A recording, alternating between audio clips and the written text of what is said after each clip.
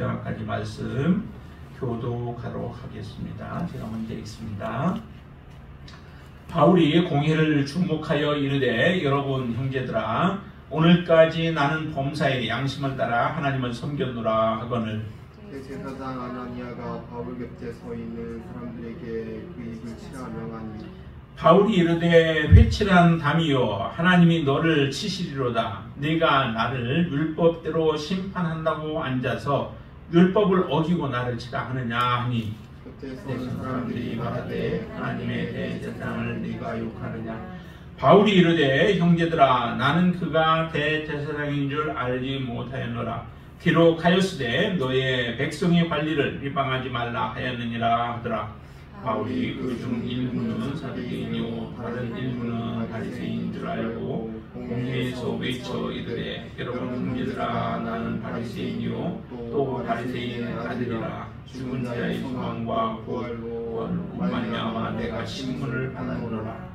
그 말을 한즉 바리새인과 사두개인 사이에 다툼이 생겨 무리가 나누어지니 이는 사두개인은 부활도 없고 천사도 없고 영도 없다 하고 바리새인은 다 있다 합니다. 크게 떠들새 바리새인 편에서 몇 서기관이 일어나 다투어 이르되 우리가 이 사람을 보니 악한 것이 없도다. 혹 영이나 혹 천사가 그에게 말하였으면 어찌하겠느냐 하여 큰 분쟁이 생기니 천부장은 바울이 그들에게 지켜질까 하여 군인들을 명하여 내가 우리 가운데서 빼앗아 가지고 영내로 들어가라 하니라. 그날 밤에 주께서 바울 곁에 서서 이르시되 담대하라. 내가 예루살렘에서 나의 일을 증언한 것 같이 로마에서도 증언하여야 하리라 하시니라. 날이 새매 유대인들이 담을 지어 맹세하되 바울을 죽이기 전에는 먹지도 아니하고 마시지도 아니하겠다 하고 이같이 동맹한 자가 40여 명이더라.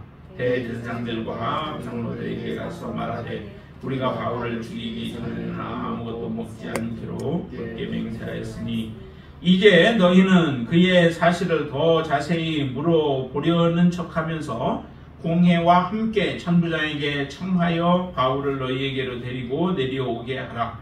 우리는 그가 가까이 오기 전에 죽이기로 준비하였노라 하더니 바울의 생질이 그들이 매복하여 있다함을 듣고 와서 영내에 들어가 바울에게 알리니라.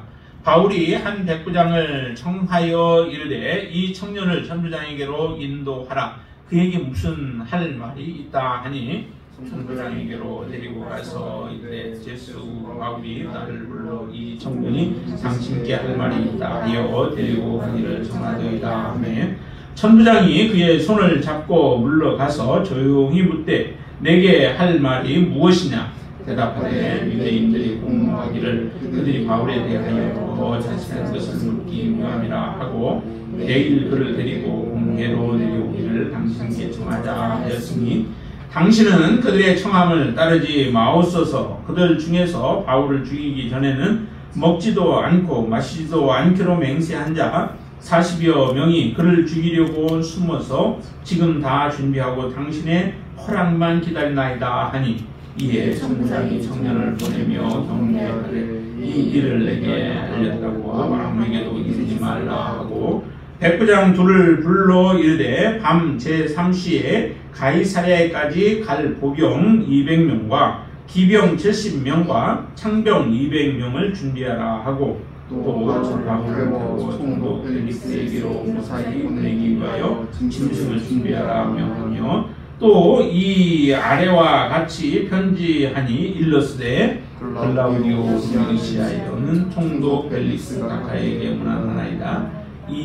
이 사람이 유대인들에게 잡혀 죽게 된 것을 내가 로마 사람인 줄 들어 알고 군대를 거느리고 가서 구원하여다가 유대인들이 무슨 일로 그를 고발하는지 알고자 하여 그들이 공회로 데리고 내려갔더니 고발하는 것이 그들의 율법 문제에 관한 것뿐이요 한 가지도 죽이거나 결박할 사유가 없음을 발견하였나이다.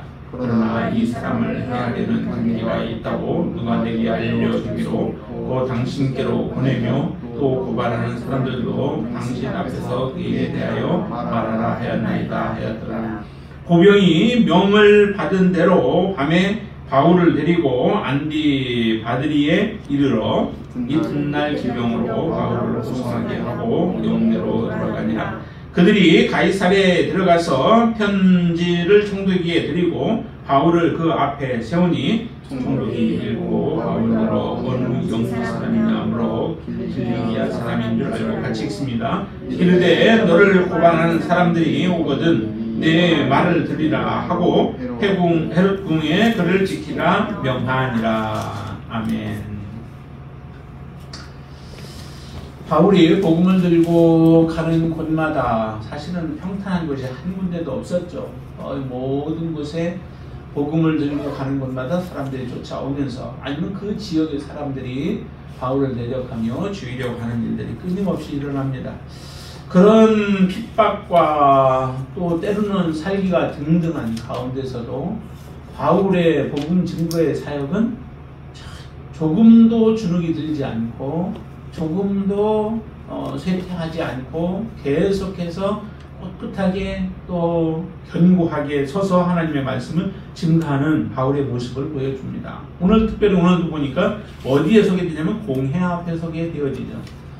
공회는 참으로 굉장히 두려운 것이죠. 그곳에서 결정되어지면은 사실은 그 많은 어려움들이 이제 따르기 때문에 공회는 굉장히 두렵습니다. 그런데 그 공회 앞에서도 바울은 결코 주눅이 들지 않습니다. 거기에 보면 1절에 보면 이렇게 말도 하죠. 바울이 공회를 주목하여 이르되 라고 하는데 그 주목이라고 하는 것은 정말 노려본다라고 하는 그런 의미도 있어요. 담대하게 똑바로 쳐다보며 라고 바라보면서 그 말씀을 전하는 또 간증을 하는 그런 모습의 사도 바울의 모습을 보여주죠. 어느 누구들 정말 이렇게 담대할 수 있겠어요? 주님을 만나고 주님이 주신 사명을 가지고 있기 때문에 사실 이렇게 담대할 수 있는 거죠. 이미 예수 그리스도를 만났었죠. 그래서 주님의 음성을 들었고 주께서 바울을 부르신 이유가 무엇인지도 분명하게 말씀을 해 주었습니다. 그래서 자기의 사명을 정확하게 알고 있죠. 그 사명을 다하기까지는 하나님이 함께 하시고 주님이 도우실 거라고 하는 분명한 확신이 있어요. 그래서 그 사명 다하기까지는 사도 바울은 멈추지 아니하고 또 사도 바울의 그 복음은 끝없이 증거되어지는 그런 삶을 살아가고 있는 것입니다. 여러분들의 인생 가운데도 정말 우리가 하나님의 부르심을 받았다면 모든 사람들은 다 예수 그리스도를 이미 만난 자들이요 하나님의 사명을 맡은 자들인 줄로 믿습니다. 그런 사명을 맡은 자가 사명을 우리가 깨닫고 하나님 앞에 믿음으로 서게 되어질 때 바울과 같은 담대한 믿음들이 우리 안에서도 또 여러분들 안에서도 그렇게 나오는 줄로 믿습니다. 내 안에 그 믿음이 정말 담대한 믿음으로 어느 누구 앞에서도 우리가 예수 그리스도는 주시라고 고백할 수 있고 그분이 우리를 구원하고 또 여러분들을 구원할 수 있다라고 우리는 담대하게 그렇게 외칠 수 있어야 될 줄로 믿습니다. 이 공회 앞에서 바울이 외쳤던 것 중에 크게 큰 것 두 가지는 이것입니다. 첫 번째 하나는 거기에 1절에서 말씀하고 있는 것과 같이 거기에 같이 한번 읽어볼까요? 바울이 공회를 주목하여 이르되 여러분 형제들아 오늘까지 나는 범사의 양심을 따라 하나님을 섬겼노라 하거늘 그렇게 얘기를 하죠. 이 말씀은 범사의 양심을 따라서 하나님을 섬겼다라고 얘기해요.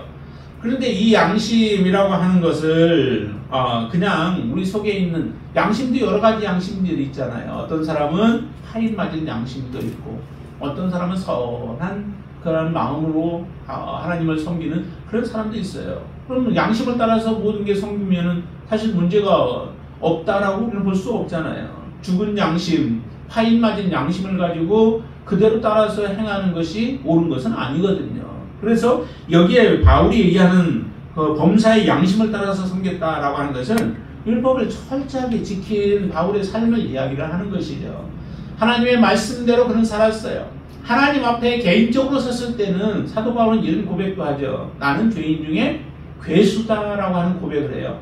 나는 가장 작은 자, 미약한 자다라고 하는 그런 고백도 하지만 그러나 하나님 앞에 우리가 섰을 때의 우리의 모습이고 그러나 정말 하나님이 주신 말씀을 따라서 믿음으로 살아가는 삶의 모습 속에서는 사도 바울이 정말 하나님의 말씀대로만 순종하며 살아가려고 하는 그런 삶을 살았잖아요. 그러니까 부끄러움이 없는 거예요. 하나님의 말씀대로 살아간 삶은 부끄러움이 없는 겁니다. 마지막 우리가 죽음을 앞두고 마지막에 이제 우리 삶을 돌이켜볼 거 아니에요. 그때 정말로 내가 부끄러움이 없고 나의 삶 속에서 후회할 것이 없는 삶을 살았다라고 고백할 수 있는 사람이 과연 누구일까요? 그거는 내가 이 땅에서 많은 업적을 이루어 놓았다고 내가 그거 가지고 그것 때문에 나는 후회할 것이 없다, 나는 제대로 살았다라고 그렇게 말할 수 없을 거예요.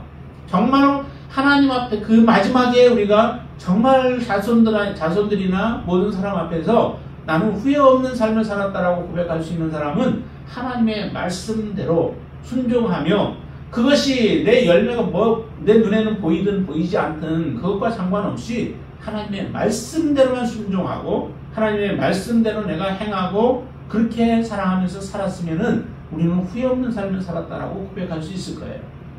그렇게 살지 못한 모든 사람들은 마지막 죽음 앞에서 후회할 수밖에 없습니다.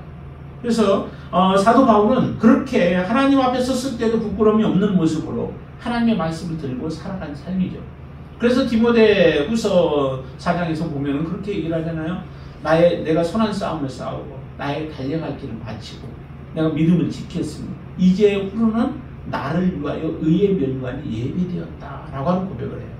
근데 이것이 사도 바울에게만 아니라 모든 사람들 그렇게 믿음으로 살아가면서 달려갈 길 하나님이 주신 사명을 다 우리가 마치고 믿음으로 하나님 앞에 살아간 모든 사람들이 하나님 앞에서 담대함을 얻는 거죠. 하나님 말씀대로 살았기 때문에 하나님의 말씀이 우리의 삶의 기준이고 길이기 때문에 그 말씀대로 살아간 사람들은 이렇게 고백할 수 있는 거예요. 사도 바울과 같이. 근데 사도 바울은 그 마지막 때만이 아니라 지금 복음을 증거하고 있는 아직 사명이 다 마치기 전에도 사도 바울은 이렇게 고백할 수 있는 거죠. 나는 범사에 양심을 따라서 하나님을 섬겼다라고 이렇게 고백할 수 있는 거예요. 여러분들의 삶도 매일매일 난 내일 그렇게 고백할 거야가 아니라 오늘도 내가 하나님 앞에 그렇게 고백할 수 있는 삶, 그 삶을 여러분들이 하나님 앞에 살아가실 수 있게 되길 바랍니다. 자, 그럼 이렇게 사도 바울이 이 고백을 하면 믿음으로 살아가는 사람들은 이 고백을 들으면서 어떤 얘기를 해야 될까요? 어떻게 우리가 그를 후원해 줄 수 있을까요? 정말 잘했다라고 칭찬하며 그를 인정해 줘야 되지 않습니까? 그런데 여기에 보면 사람들이 대제사장 아나니아가 먼저는 그렇게 얘기를 하죠. 바울 곁에 있는 사람에게 바울을 그 입을 치라는 거예요. 더 이상 말을 하지 못하게 하라는 거예요. 근데 실제적으로 이 아나니아는 그 초대교회에 나오는 그 아나니아 아닙니다. 대제사장 아나니아예요. 근데 이 사람은 뒤에 후대의 사람들에게 인식되어지기를 잔인함과 탐욕이 많은 자라고 하는 인식을 받은 사람이에요. 그렇게 사람들 앞에 보인 거죠. 실제적으로 그렇게 살았고요. 그래서 제사장들에게 돌아가야 할 11조의 분기조차도 제대로 제사장들에게 분배하지 않고 자기가 착복해 버렸다라고 하는 그러한 이야기들을 뒤에 후세의 역사가들이 기록하고 있는 사람이에요. 그러니까 자신의 모습을 보면은 정말 이 사도 바울의 삶이 얼마나 고상한 삶을 살고 있고 하나님 앞에 정직한 삶을 살고 믿음으로 살아가는 삶이에요. 그런 사람을 정말 인정해 줘야 되고 그 말이 자기의 가슴에 찔렸으면은 오히려 후회하고 회개하고 하나님 앞에 돌아오는 삶을 살아야 되잖아요. 그게 바른 믿음의 사람이죠.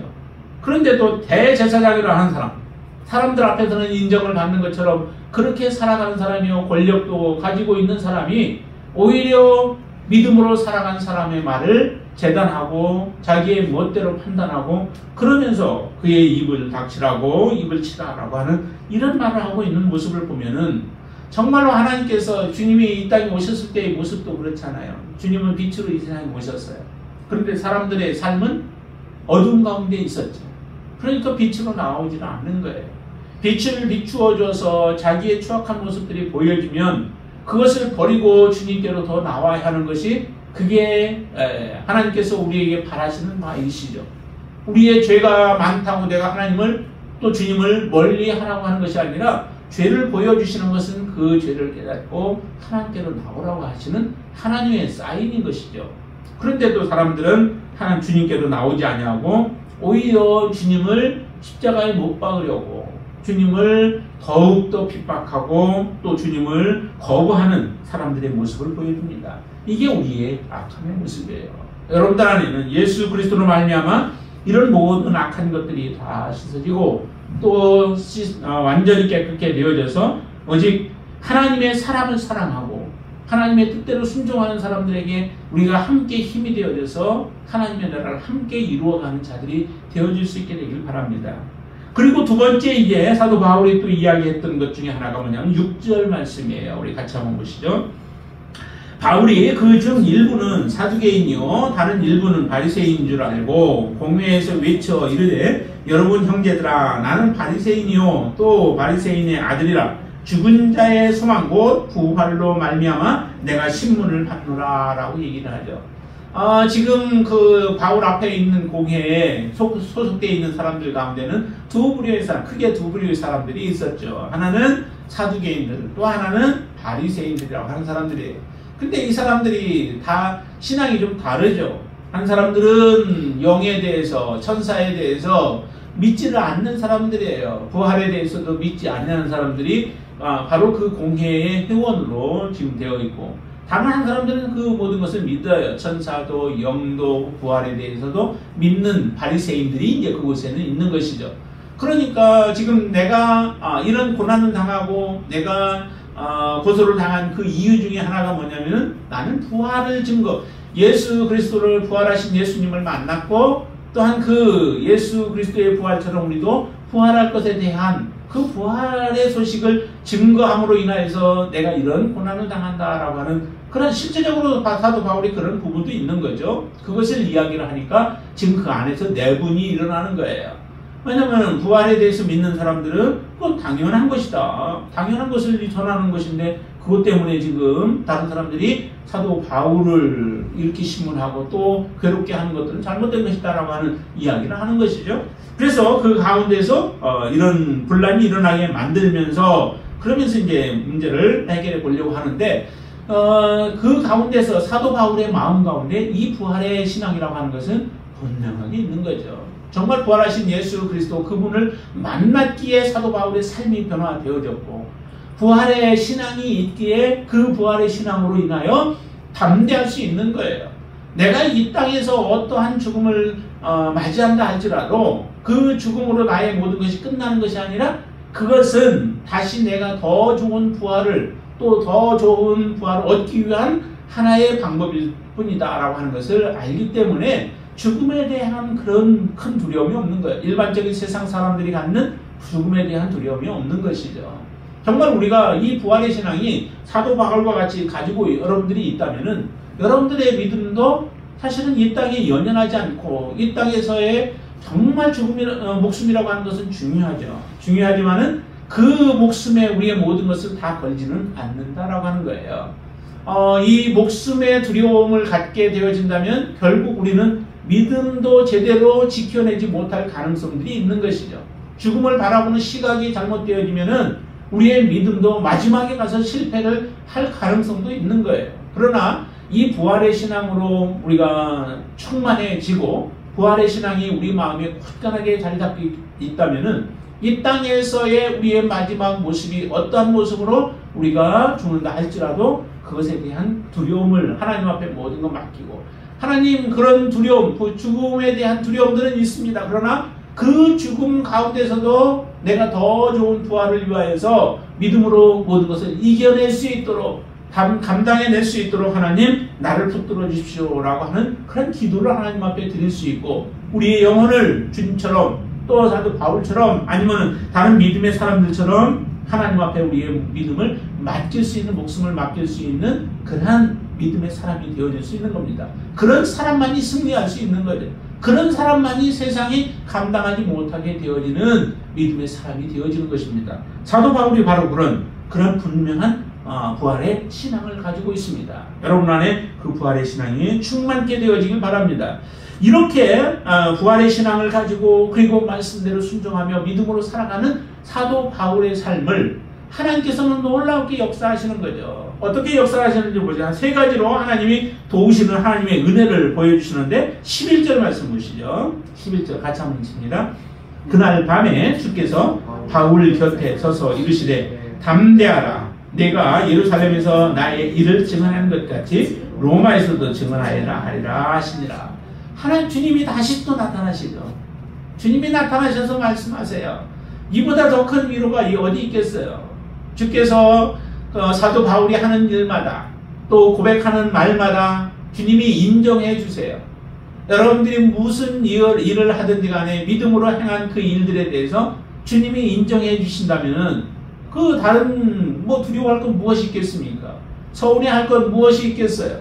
염려할 건 무엇이 있겠습니까? 주님이 나의 삶을 인정해 주시고 주님이 나와 함께 하시면서 하나님께서 나의 걸음을 지켜주시고 인도해 주시겠다. 그리고 내가 이렇게 너를 쓰겠다라고 하시는 하나님의 음성이 들려진다면 우리는 더 이상 염려, 근심, 걱정 없습니다. 내려놓을 수 있습니다. 사도 바울에게 이처럼 주님을 만나서 말씀하시는데 담대하라는 거예요. 사도 바울의 마음이 때로는 조금씩 미동되어지기도 했겠죠. 죽이려고 하는 사람들이 있는데, 그리고 계속 쫓아다니면서 괴롭게 하는데, 내가 예수 그리스도를 만나서 또 그 경험을 가지고 증거를 한다 할지라도 이처럼 나를 죽이려고 하는 사람들, 내가 복음을 증거하면서도 복음을 받아들이지 않는 그 사람들로 인하여서 마음이 흔들릴 수도 있잖아요. 그런 사도 바울의 마음을 주님께서 이렇게 말씀하시죠. 담대하라. 내가 예루살렘에서 나의 일을 증언한 것 같이 예루살렘에서도 담대하게 증언하고 지금도 증언하고 있는 거죠. 그렇게 증언한 것처럼 로마에서도 증언해야 한다. 너의 생명이 여기서 끝나지 않아. 너의 생명이 지금 보이는 것, 그 두려움 속에서 끝나지 않는다라고 하는 거예요. 주님이 지켜주셔서 함께해서 어디까지 가냐면 로마까지 가게 되어질 것이다 라고 하시는 하나님의 음성을 듣는 거예요. 사도 바울의 마음은 이미 죽음에 대한 작정을 했죠. 내가 예루살렘에 가서 죽는다 할지라도 나는 올라가겠다라고 하는 그러한 담대함을 보여줬어요. 그렇게 죽음을 각오하고 왔음에도 불구하고 때로는 마음이 조금 흔들릴 때 주님이 옆에서 위로해 주시는 그 위로가 얼마나 큰 힘이 되겠습니까? 여러분들이 힘들어할 때마다, 여러분들이 고통스러워할 때마다, 여러분들이 내 뜻대로 하나님 앞에 기도했는데 내가 원하는 대로 되지 않았다고 해서 우리가 낙심할 때마다 이런 예수 그리스도의 진정한 위로하심, 그리고 하나님의 말씀을 통하여서 여러분들 안에 하나님의 위로하심이 있게 되길 바랍니다. 그 위로하심이 여러분들이 믿음의 발걸음을 띄워놓는데 큰 힘이 되어줄 수 있게 되길 바랍니다. 자, 그리고 또 하나님께서 은혜를 베풀어 주시는데 16절입니다. 우리 같이 한번 읽죠. 바울의 성질이 그들의 매복하여 있다 하면 듣고 와서 영내에 들어가 바울에게 알린지라. 그러죠. 바울의 생질이 지금 무엇을 듣냐면은 바울을 죽이려고 한다는 사람들의 그 계획을 듣게 되어지는 거예요. 근데 바울을 죽이려고 하는 사람이 몇 명이에요? 여기 보니까 40여 명이나 된다고 그러죠? 근데 이 사람들은 그냥 우리 바울 죽이자라고 그렇게 생각한 게 아니라 아주 단단하게 다짐을 하잖아요. 12절 말씀 보세요. 날이 새매 유대인들이 당을 지어 맹세하되 바울을 죽이기 전에는 먹지도 아니하고 마시지도 아니하겠다라고 맹세까지 한 거예요. 맹세를 반드시 그들이 지키려고 하는 그런 의지를 가지고 있는 그런 약속들이죠. 그래서 당을 지어서 바울 죽이기로 작정을 하고 이거 금식까지 하는 거예요. 죽이기 전에는 우리는 음식 먹지 않겠다. 내 목숨 걸고 사실은 바울을 죽이겠다라고 하는 그런 작정인 거예요. 그런 결심이에요. 얼마나 대단해요. 한 사람이 그렇게 해도 그것도 우리가 참 두려운데 지금 여기는 40여 명이나 되는 사람들이 동맹하여서 함께 힘을 합쳐서 지금 바울을 죽이기로 하는 거예요. 이 죽이고자 하는 이 계획에서 벗어날 수 있는 사람들이 과연 얼마나 될까요? 이런 상황 속에서. 그런데 하나님께서는 참 놀라운 하나님의 손길이 미쳐지죠. 그게 뭐냐면 별 그 힘도 없는 바울의 생질을 한 사람이 이 소식을 듣는 거예요. 하나님이 듣게 하시는 거예요. 참으로 무언가를 듣게 해주시는 것은 또 하나님의 하시는 일을 우리에게 보여주시기도 하는 겁니다. 이전에도 보면은 그 야곱이 축복을 받기로 이미 형한테 에서한테는 팥죽을 통해서 장자권을 샀잖아요. 그런데 아버지 이삭은 그 아들에게 그것을 다 에서에게 넘기려고 해요. 축복을 다 해주려고 해요. 그때 누가 그 아버지의 계획을 듣게 되죠? 예, 그 엄마 리브가가 듣게 돼요. 리브가가 그 소리를 듣고 나서 에서가 아버지의 축복을 받으면 안 되겠구나라고 하는 거죠. 왜냐하면은 그 리브가는 야곱을 사랑해요. 사랑하고 하나님께서 야곱에게 사실은 그 모든 축복권이 가게 되어질 것에 대해서 영적으로 그런 감지를 한 거죠. 그런 상태에서 에서에게 축복을 해버리면은 하나님의 축복은 해버리면 그대로 끝나잖아요. 그러니까 그 소리를 듣게 하시고 들은 리브가가 야곱을 변장을 시켜서 아버지에게 들어가게 해서 축복을 받게 하시는 놀라운, 그것도 하나님의 섭리인 거죠. 하나님의 놀라운 섭리예요.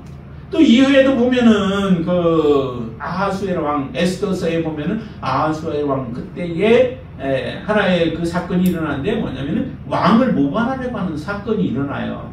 그러니까 문지기들이 그 문에 앉아 있을 때에 두 사람이 모의를 하죠. 왕을 죽여버리기로 하는 그런 계획을 세우게 되어져요. 이것을 누가 듣게 하시냐면은 모르드게가 또 그걸 듣게 해요. 그래서 모르드게가 그것을 고발을 하죠. 고발을 하는데 모르드게의 이름으로 고발을 에스더가 해주죠. 그렇게 했을 때에 사건이 상황을 파악해 보니까 정말 그런 일이 있었고 왕을 죽이려고 했던 일이 있어서 그 두 사람을 이제 사형시켜 버리게 되어지죠. 그리고 나서 그 사건이 까마득하게 잃어버렸어요. 그런데 나중에 그 사건으로 말미암아 모르드게가 하나님께서 높이시는 그런 계기를 삼으시죠. 참으로 이와 같이 아주 굉장히 사소한 것처럼 보여지는 일들이라 할지라도 그러한 만남과 또 듣게 하시는 그런 역사들을 통하여서 하나님은 놀랍게 일을 하신다는 거죠. 이 바울을 하나님이 보호하시기 위한 방법 중에 한 가지 방법으로도 이 생질이 사건을 듣게 만드시는 거예요. 그래서 이 사건을 듣고 어떤 일이 일어나요? 가서 그 천부장을 만나게 하잖아요. 백부장을 불러서 데리고 와서 천부장을 만나게 해주라. 그래서 천부장을 만나서 그 내용에 대해서 자세하게 얘기를 하니까 천부장이 이 말을 믿고 바울을 40명의 그 동맹한 사람들, 죽이려고 작정한 사람들의 그 손길에서 벗어나게 하나님은 하세요. 정말 얼마나 놀라워요. 군대까지 동원해서 이 바울을 보호하리라고 누가 생각을 했겠어요? 하나님의 역사는 이렇게 이방의 군대까지도 하나님은 사용하시죠. 은혜를 베푸시죠. 그래서 천부장의 은혜를 있게 만드세요. 천부장이 어떤 은혜를 베푸는지 한번 보세요. 23절 말씀 보실까요? 23절 같이 한번 읽습니다.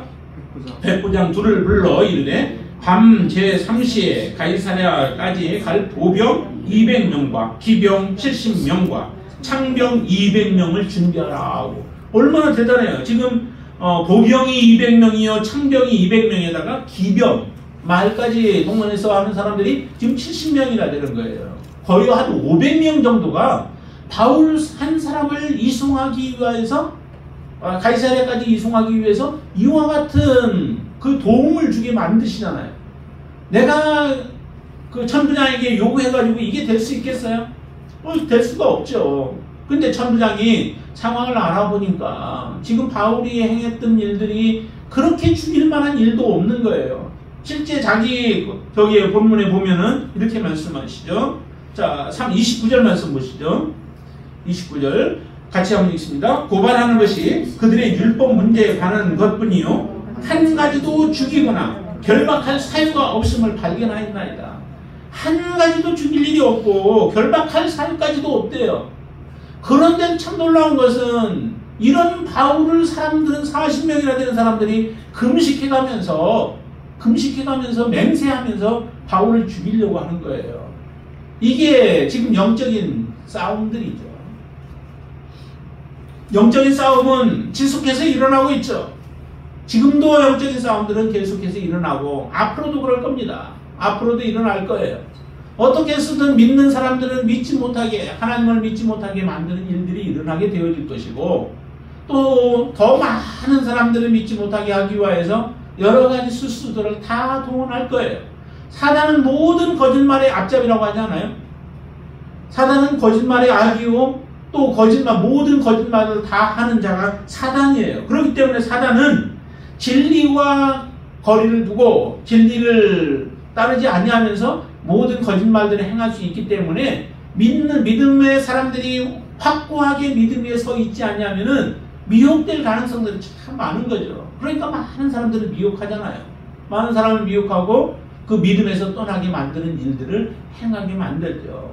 이미 하나님 앞에 돌아오지 않은 사람들은 더욱더 믿음 없는 세계 속에서 살아가게 만들 것이고, 믿음 가운데 있는 사람들조차도 그 믿음을 잃어버리게 하려고 노력을 하고 있는 거죠. 이번에 그 파리올림픽에서도 보면은 그런 그 사건들이 있어요. 개막식에서 보면은 그 내용들이 그런 많은 모습들이 있다라고 얘기를 해요. 그래서 믿음으로 하나님 없이 살아가면서 천국도 부인하면서 살아갈 수 있도록 그런 노래의 가사들을 넣어놓고, 그러면서 모든 세계 사람들이 정말 열광하는 가운데서도 사람들의 마음속에 그런 마음을 심어 놓는 거예요. 하나님이 없는 세상에 대한 동경을 그리게 만들고, 또 하나님이 없어도 우리가 하나로 사랑하면서 살아갈 수 있는 세계를 만들 수 있다라고 하면서 사람들을 그렇게 현혹하고 사람들의 마음을 움직이고 있는 시대가 지금의 시대예요. 앞으로는 더해 갈 거예요. 이런 시대 가운데에서도 하나님의 손길은 믿음의 사람들에게서 떠나지 아니한다라고 하는 것을 여러분들 믿으시기를 바랍니다. 지금 바울을 그 죽음의 위기 가운데서도 이렇게 예수 그리스도의 위로하심과 또 생질의 그 듣게도 만드시고, 그리고 이방의 군대까지 동원해서 바울을 분명하게 사람들 앞에 왕 앞에 세워서 증거하게 하여 주시듯이, 하나님을 사랑하며 그 말씀대로 우리가 살아가고자 하는 자들에게는 하나님은 반드시 이와 같이 역사하십니다. 우리가 볼 때는 거의 끝난 것과 같은 환경과 여건이라 할지라도 하나님 그 가운데서 역사하시는 분이 하나님이십니다. 모든 것 위에 계시는 분이 하나님이시고 모든 것보다 지혜로우신 분이 하나님이십니다. 그 하나님에 대한 믿음이 흔들리지 않고 믿음으로 여러분들이 쓰셔서 정말 하나님이 사도 바울과 함께 하시면서 그 복음을 증거하고 완수하게 하시듯이 우리의 삶을 통해서도 그렇게 하나님을 행하실 줄로 믿습니다. 귀하게 여러분들 쓰임받는 귀한 하나님의 자녀들 되어지기를 주님의 이름으로 축복을 드립니다. 기도하겠습니다. 할렐루야에서 오신 아버지 하나님 감사합니다. 사도 바울과 하나님이 동행하시며 또 복음을 알지 못하는 자들에게 복음을 증거하고 세상 끝에까지 복음을 증거하기 위하여 세우신 줄로 믿습니다. 우리의 마음 가운데 담대한 믿음을 하나님 주셔서 이런 믿음으로 굳건하게 서게 하시고 흔들리지 않게 하여 주시고 오직 하나님 앞에 쓰임받고 하나님 앞에 영광 돌리는 믿음의 삶을 살아갈 수 있도록 역사하여 주시옵소서. 바울을 도우신 하나님이 우리와 함께하여 주실 줄로 믿습니다. 마지막 때에 더욱더 영적인 치열한 싸움 가운데서도 승리할 수 있는 믿음의 자녀들 되어지도록 우리를 축복하여 주시고 굳게 붙들어 주시옵소서. 예수님의 이름으로 간절히 기도드리옵나이다. 아멘.